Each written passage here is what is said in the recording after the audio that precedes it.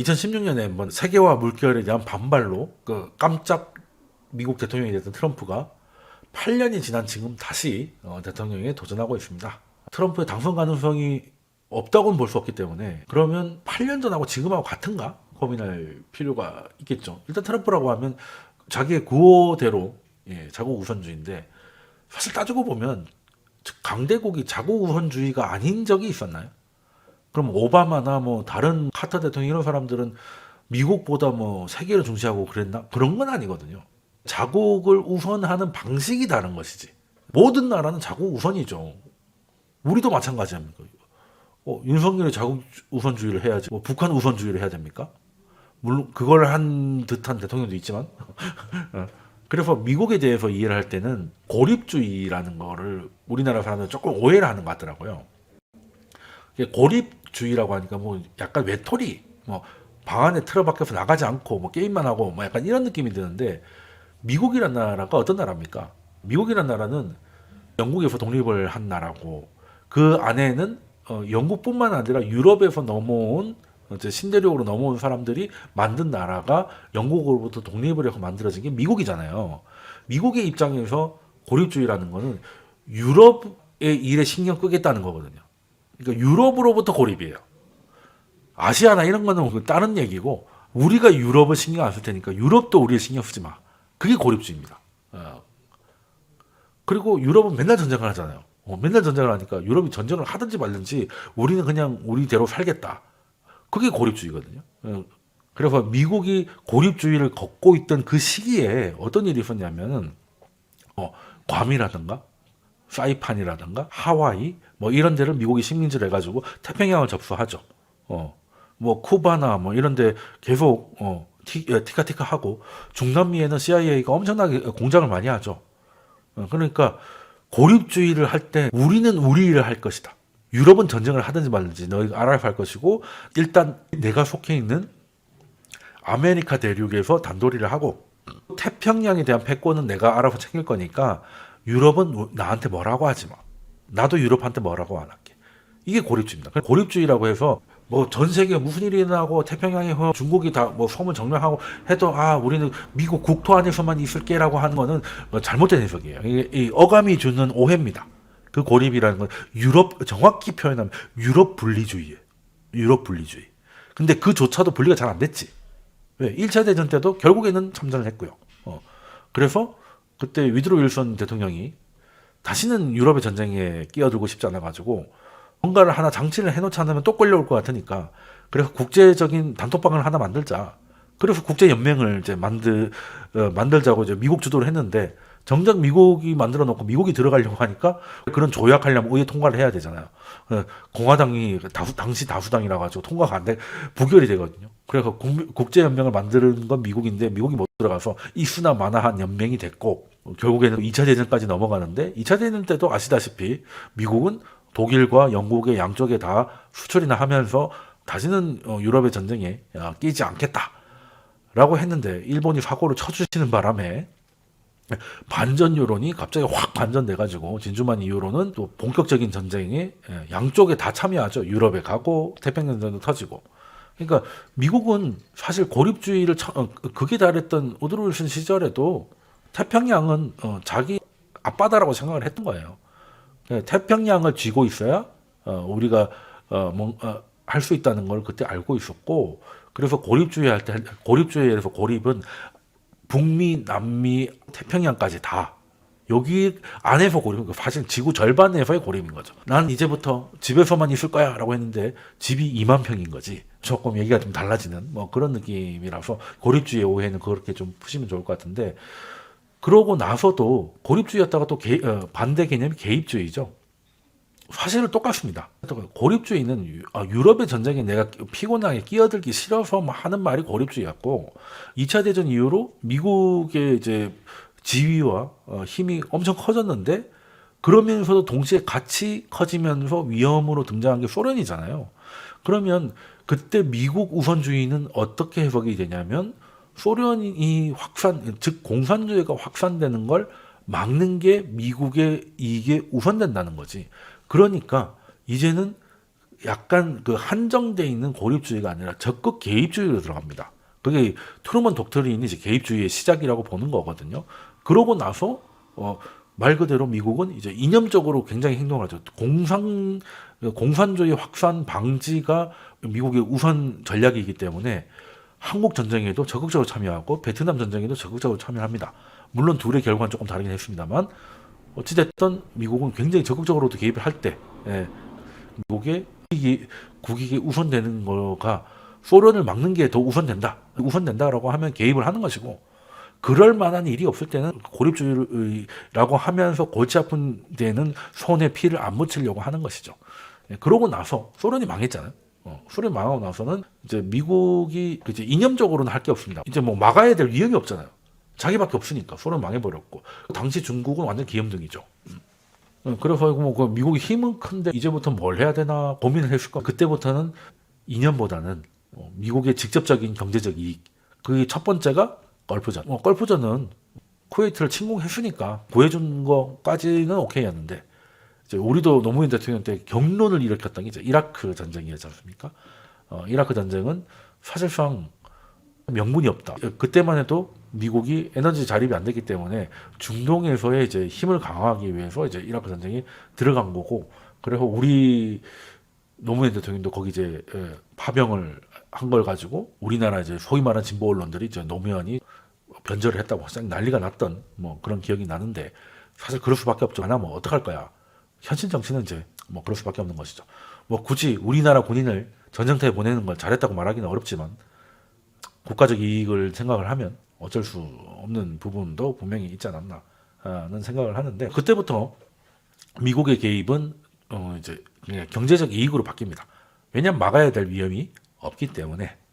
그랬다가 위험이 다시 떠오른 게 2017년의 시진핑 발언이었다라고 저는 보는 거죠. 뭐 그 아니었더라도 어느 정도는 이제 막았겠지만 그래도 뭐 시진핑이 대놓고 저런 얘기까지 하는데 미국 입장에서는 더 시간을 줄 필요는 없지 않았나. 일단 트럼프가 2016년 때는 그 세계화 반세계화의 움직임이라고 볼 수 있죠.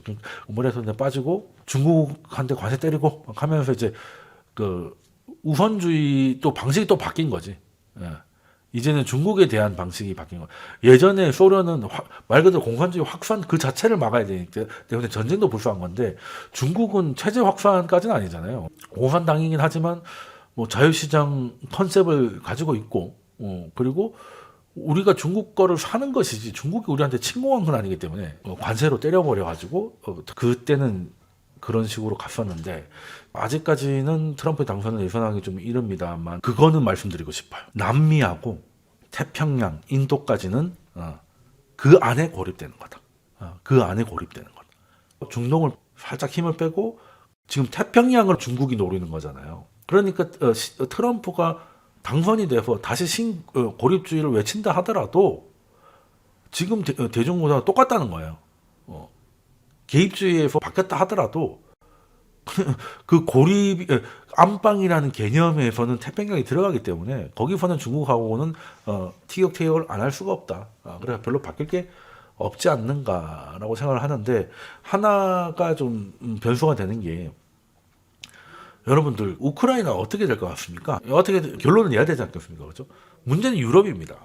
특히 트럼프는 다른 데보다 나토에 대해서 불만이 좀 있죠. 왜 그렇습니까?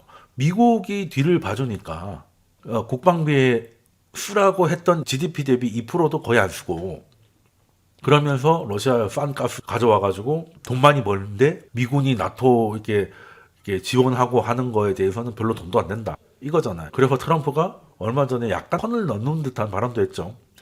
유럽 나토 국가들이 제대로 된 청구서만큼 이제 지불하지 않으면 러시아에게 러시아가 하고 싶은 걸 하라고 할 것이다. 한마디로 뭐 전쟁해라 뭐 이런 얘기를 좀 했잖아요.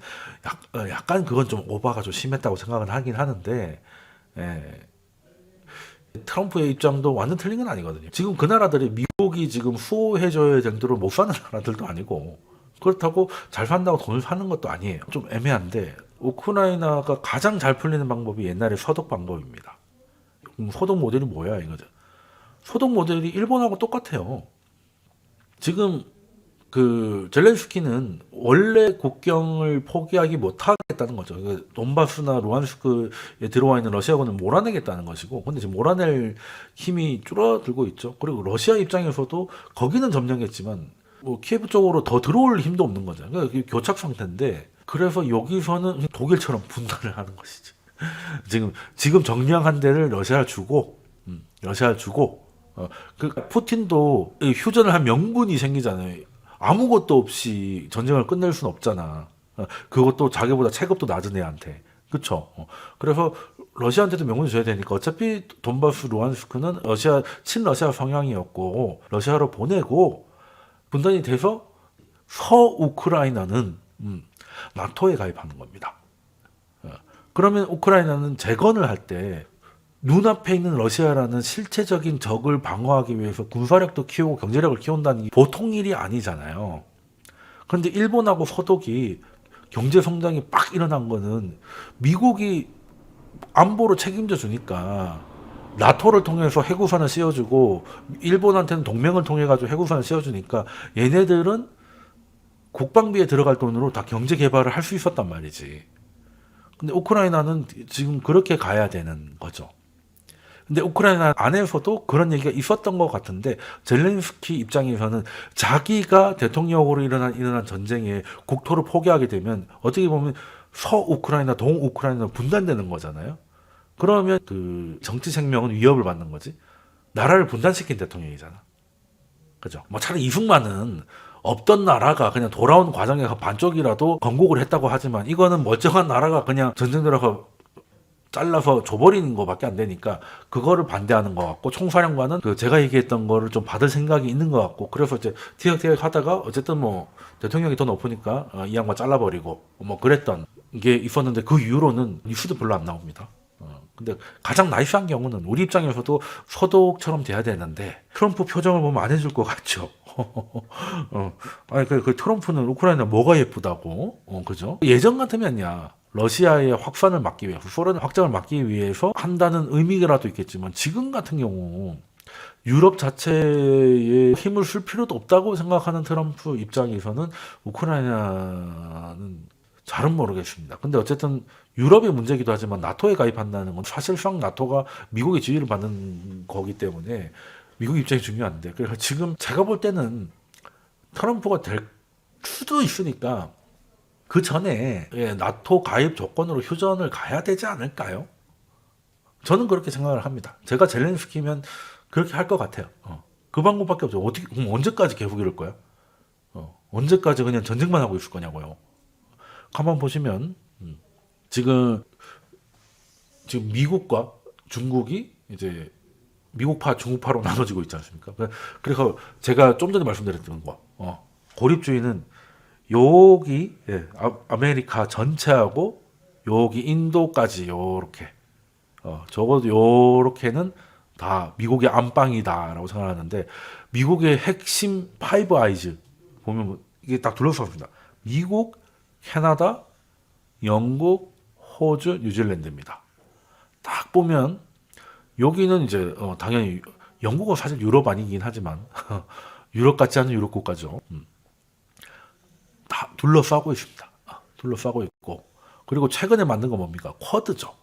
미국, 일본, 인도, 호주입니다. 뭐겠습니까? 미국이 원래부터 태평양은 자기 안바다라고 생각을 했는데 중국이 부상을 하니까 한 레이어를 더 만들었구나가 되는 거죠.